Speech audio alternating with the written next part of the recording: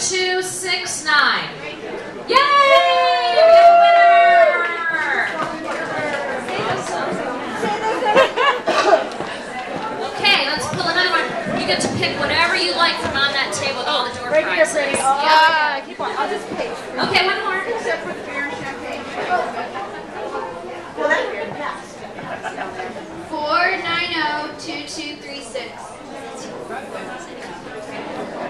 490-2236. Anybody? Yay! We have a winner! Thank you so much. You get to pick whatever you like from over on that table. Whatever you want. Yep. Okay, thank you so much, Anything in the front. Okay. Here, there. Next, I'd like to announce Lorraine again. We all know why we're here. We're here to help Lorraine rescue more dogs and cats that even the other rescues do not want. So we're saving her animals from euthanasia. She's going to talk a little bit more about the Misha May Foundation and why you're here. Lorraine?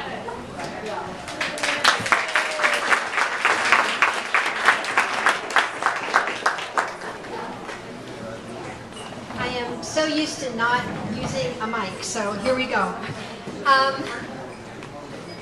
As I got ready for this event and thought about, you know, what it means to the Misha May Foundation, what it means to animal lovers, and just what it means to the animals out there who need us, I spent quite a bit of time, you know, just trying to decide how I would get that all into a few minutes of address. And I know a lot of you, probably all of you, I'm preaching to the choir. I know you're all animal lovers that are here, so I wanted to find something a little bit different to mention, and maybe mention a little bit of my personal experience from the last 10 years since she's been gone, and also while she was here. At the time that she became homeless, it was in the 80s, and Misha was on her way to a shelter, and fortunately for her, some friends of mine intercepted her, and that's how she eventually got to me. They didn't want a dog, but you know, they felt sorry for her, as so many of us do, and they actually kept her almost a year. And as soon as they heard me say, I think I'm looking for a dog, they went, wait, you've all done it, right? Wait, we have just the dog for you. And she certainly was. She really, really was. We all know that back in the 80s, had she gone to the shelter, there was a really good chance she wouldn't come out. She was a black lab mix, so she didn't have that much going for her that she would stand out or that she would be special. But of course I know, and how many people really knew Misha? Raise your hand if you knew Misha. Oh gosh, not that many, yeah.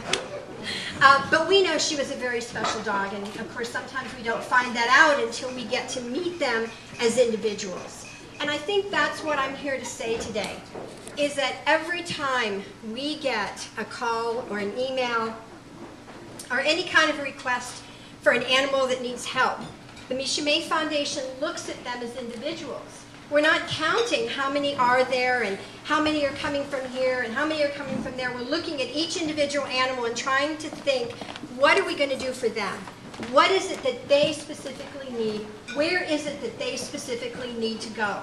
And so we're willing to do the medical and the behavioral, and we're willing to take the time it takes until they're ready. We don't put animals out there that aren't ready to be adopted, because guess what happens? They get returned again. And you know as well as I do, each of these animals has a capacity to bond again and again and again, but it gets damaged if they're moved around and changed around a lot. And so we do a lot with holistic approaches, the flower essences, Reiki energy work, different things that we know support the whole being, the whole essence of that animal. And we really believe that each animal that comes to us and comes onto this earth has their mission and purpose. I mean, there's a reason that they're here. They're each important in and of who they are by themselves. They don't need to be used for anything else. They don't need to be a pet. They're just important for who they are. And so that's what we try to meet with when we're getting those animals.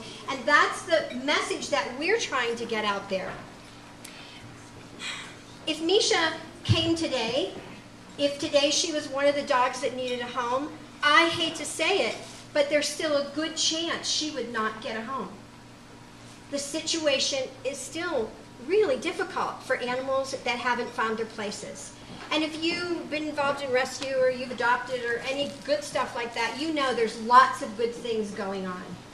There's, you know, spay and neuter and training and education and all of that. And we're so lucky in Denver because we have a network. Believe me, we have a network of rescues and shelters that I don't think anywhere in the country can better than what we've got.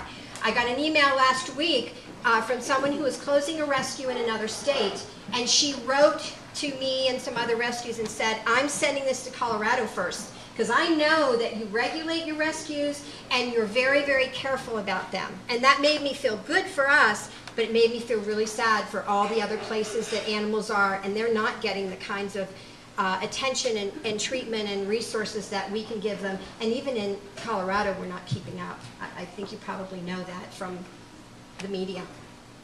So what's happened for me over the time is that I just have tried to not draw a line at where I want to extend my compassion. So if each of us can leave here today and decide ways in which you spend your money, ways in which you give your attention, ways in which you're supporting corporations that are making a fortune using our animals. If you could do that for me, for Misha, for the Misha May Foundation, for everyone everywhere, it would make a huge difference. There is no program, there is no blanket solution, there's nothing that's going on that's going to be as powerful as each individual person saying, I'm not going to do that. I'm not going to support that particular animal industry because it is so cruel. I'm not going to do that because they don't treat the animals right. I'm not going to give them money because I love animals and I am not going to support those kinds of practices or those kinds of uses. I can't tell you which ones to choose and I can't tell you how to do it. I mean, I could, but I'm not going to. You know, what my opinion is, I'm asking everybody, every time you make a choice to spend your money and it has anything to do with an animal industry, to please do the research that you're able to do and to please choose those organizations, businesses, practices, industries that love animals as much as you do. That should be our guideline. I don't want to give my money to anybody who doesn't treat animals as well as I want to treat them. So I got a little passionate there, but that's really what I want to say, and I think that's what Misha would want me to say, that every one of them is precious, just like every one of us is precious. And I want to be around people who love animals and humans and animals. I don't want to have to pick one or the other and have the other group suffer. Now, when I start to get a little bit discouraged about how's this ever going to change and how's this ever going to work, I want to tell you what a friend of mine said. She said to me, Lorraine, do you remember litter? You're old enough to remember litter. How many people remember litter? You drove in your car and you went, there's the can, there's the bottle, there's the cigarette butt. And there weren't any regulations about that. There weren't any laws about that. It was perfectly okay. Well, it wasn't perfectly okay, but people felt okay with just throwing all the trash out the window. That isn't happening anymore. So when we decide as a group of people, as a society, as a country, that we're not going to tolerate really cruel practices or anything else that goes on, we can make it happen. But I really believe the answer's within each and every one of us here, however you feel moved to do that. Because I know you love the animals like we do, and I so appreciate your being here today. Thank you so very, very much. And please make sure you sign Misha's book. And I think that's my last.